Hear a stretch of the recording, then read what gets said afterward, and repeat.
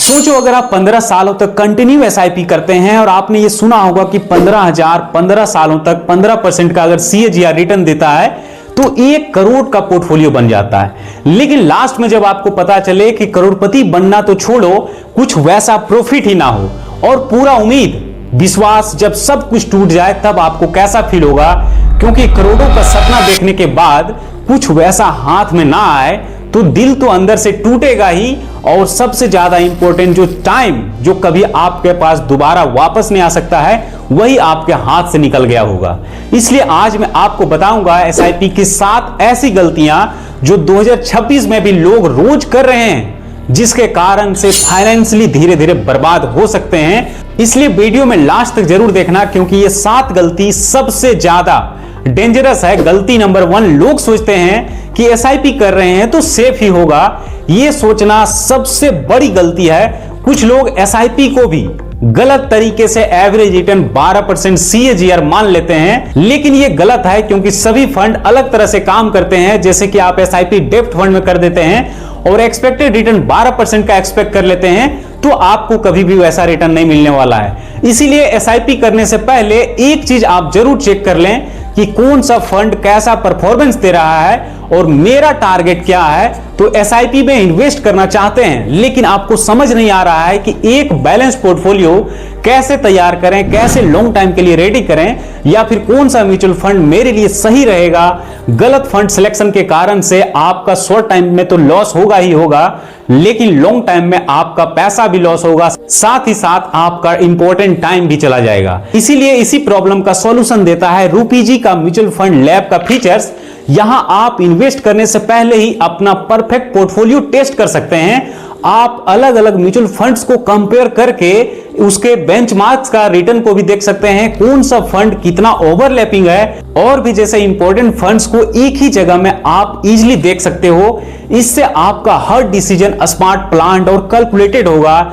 इसलिए अब अंधेरे में तीर चलाने के बजाय समझ करके इन्वेस्ट करें, जिससे कि अपना बेस्ट पोर्टफोलियो आप बनाएंगे और साथ ही साथ आपका अच्छा खासा रिटर्न भी बनेगा। क्योंकि मैं स्पेशली यूज करता हूं रूपीजी का ऐप, आप भी इंस्टॉल कर सकते हैं, नीचे डिस्क्रिप्शन में लिंक दे दिया हूं। गलती नंबर 2, सिर्फ 1 या 2 ही फंड में एसआईपी करना। बहुत लोग क्या करते हैं कि बस 1 या 2 फंड में एसआईपी शुरू कर देते हैं, लेकिन यहां बहुत ज्यादा रिस्क होता है, क्योंकि कभी कभी लार्ज कैप चलता है तो कभी कभी मिड, तो कभी कभी स्मॉल कैप। अगर एक फंड है तो वो फंड गिरा तो पूरा फ्यूचर का प्लान ही आपका हिल जाएगा। इसलिए स्मार्ट रूल ये है कि कम से कम आपको 4 से 5 फंड्स को सिलेक्ट करके एसआईपी करना चाहिए। डिफरेंट टाइप के कैटेगरी में एसआईपी करना चाहिए। गलती नंबर 3, एसआईपी अमाउंट कभी भी इंक्रीज ना करना।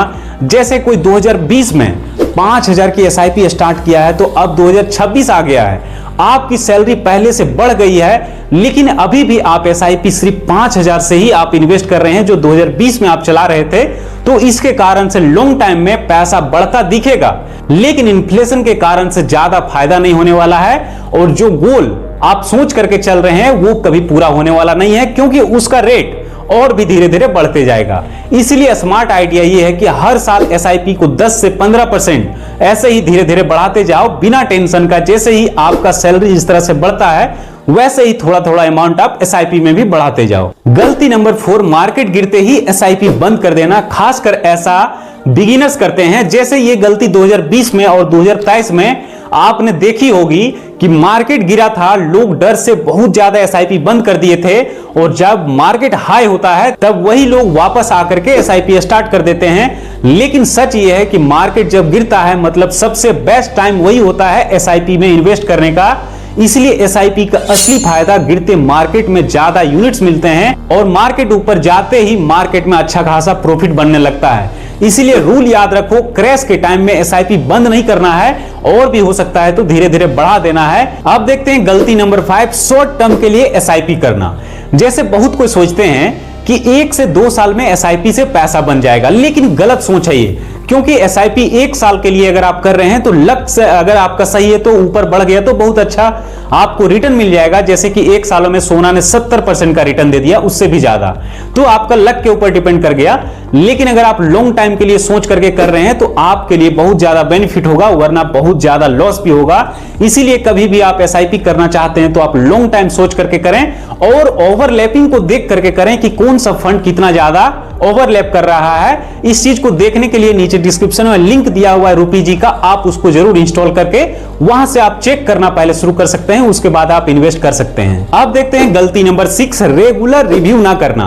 बहुत लोग सोचते हैं कि एसआईपी तो ऑटोमेटिक बैंक से कटता जा रहा है, अब हमें क्या, हमें तो कुछ नहीं करना है, बस एसआईपी हमने शुरू कर दिया है, मेरा पैसा तो जा ही रहा है। तो ये बहुत बड़ा भारी नुकसान करा सकता है आपको लॉन्ग टाइम में, क्योंकि किस फंड में कैसा क्या सिचुएशन चल रहा है एटलीस्ट आपको 6-6 महीना में रिव्यू जरूर करना चाहिए। जैसे मैनेजर चेंज हो सकता है या फिर उसका स्ट्रेटजी बदल सकता है या फिर किस तरह से रिटर्न दे रहा है, बेकार भी हो सकता है, बेंचमार्क के कंपेयर में रिटर्न दे रहा है या नहीं दे रहा है, ये सब चीज को चेक करते रहना आपको चाहिए।